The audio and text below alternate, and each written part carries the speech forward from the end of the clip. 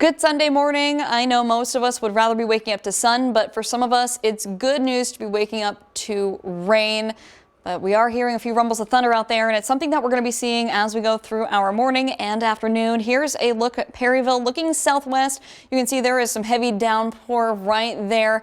And another area to look at is Carbondale, because it's another direction looking at that rain that is on its way.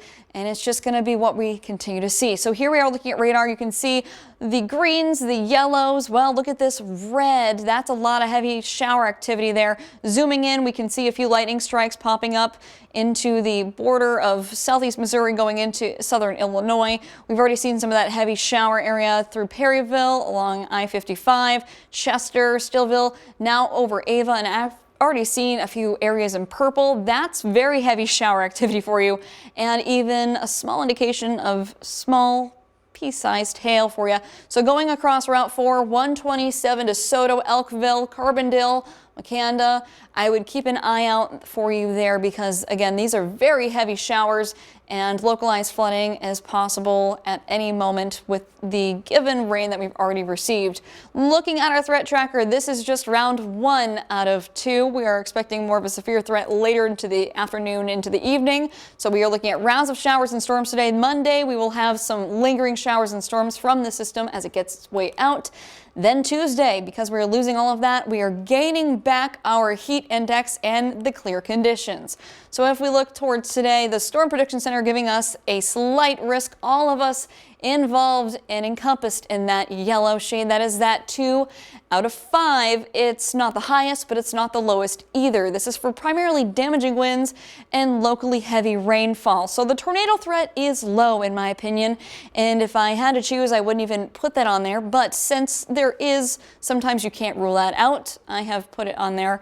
I'm primarily, again, looking at a wind and a flooding threat. So those are into the moderate levels. And when I look at a wind threat, I sometimes coordinate that with a small hail threat. So take that into consideration as we see some of those storms today.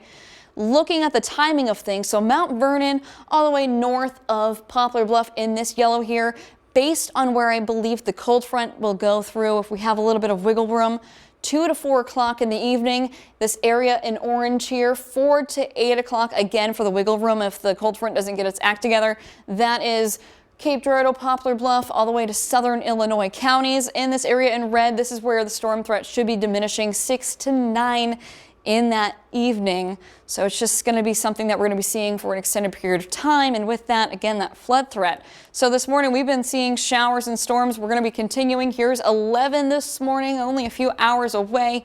Showers and storms still around. And it looks like we don't really catch a break, but notice we still hold on to the cloud cover. It's going to be a little difficult for us to get some of that individual cell development as this model is showing.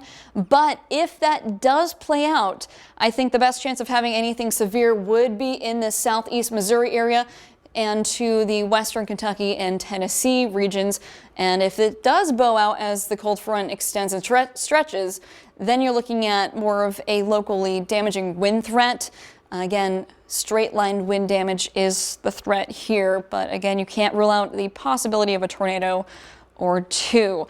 Again, Monday, we are looking at some of those showers and storms moving through, but primarily it's going to be clearing out into the later half of the evening, and that means that we're going to be dipping down a little bit into temperature. So when you wake up, we're looking at least those mid to upper 60s. Could be a little bit warmer, depends on the cloud cover.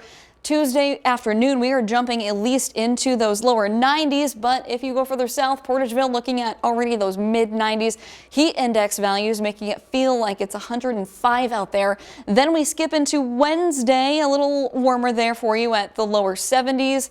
And it's already feeling like it's in the 90s by 8 o'clock, even though it's in the 80s.